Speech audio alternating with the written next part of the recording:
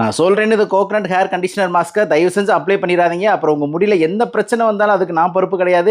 ஏன்னா அந்த அளவுக்கு உங்களோட ஹேரோட லுக்கை மாற்ற போது சாஃப்ட் அண்ட் சில்கியா மாற போது. இதை நம்ம தேங்காய் பாலை வச்சு வீட்லயே அழகா ரெடி பண்ணிக்கலாம். அதுக்கு வந்து ஃபர்ஸ்ட் நான் ஃபிளாக்ஸ் சீடு வந்து ஜெல் எடுக்கணும். ஸோ ஒரு கைப்பிடி அளவு ஃபிளாக்ஸ் சீடை வந்து தண்ணியில நான் பாயில் பண்ணி இந்த மாதிரி கொஞ்ச நேரம் வந்த உடனே நான் வந்து ஃபில்டர் பண்ணி ஜெல்லை தனியா வச்சுக்கிறேன். இது நல்லா ஆறட்டும். ஸோ இப்போ ஒரு பவுல் எடுத்துக்கலாம். இதுல வந்து பாத்தீங்கன்னா 200 கிராம்ஸ் வந்து ஆலோவேரா எடுத்திருக்கிறேன். நான் வந்து கடையில தான் வாங்கியிருக்கேன். கலர் ஸ்மெல் இருக்கக்கூடாது, அந்த மாதிரி பார்த்து வாங்கிக்கங்க. அடுத்து ஆற வச்ச ஃபிளாக்ஸ் சீட் சேர்த்துக்கலாம். இப்போ இதுல நான் ஒரு கப் அளவு தேங்காய் பால் ஆட் பண்ணிக்கிறேன். இது கூட வந்து 3 vitamin E oil capsule add பண்ணிட்டு இது கூடவே நான் வந்து ரோஸ் எசென்ஷியல் ஆயில் வந்து ஃபியூ டிராப்ஸ் மட்டும் ஆட் பண்ணிட்டு பிளெண்டர் வச்சு நல்லா பிளெண்ட் பண்ணிக்கங்க. உங்ககிட்ட பிளெண்டர் இல்லாட்டி கவலைப்படாதீங்க, மிக்ஸி ஜார்ல கூட இந்த மாதிரி பல்ஸ் மோட் போட்டு நீங்க அடிச்சு எடுக்கும்போது இந்த மாதிரி கிரீமியா வரும், செம்ம சூப்பரா இருக்கும். ஸோ இந்த கோகனட் கண்டிஷனிங் மாஸ்க் வந்து நம்மளோட Jagadish Meena coconut milk shampoo use பண்ணி ஹேரை வாஷ் பண்ணிட்டு அதுக்கு பிறகு நம்ம ரெடி பண்ண கண்டிஷனிங் மாஸ்க்கை நீங்க ஹேர்ல அப்ளை பண்ணிட்டு வெறும் தண்ணி யூஸ் பண்ணி ஹேரை வாஷ் பண்ணிக்கங்க. சூப்பரா இருக்கும். நம்ம ப்ராடக்ட்டோட எல்லா லிங்க் சேனல் ஹோம் பேஜ்ல கொடுத்திருக்கேன். பை.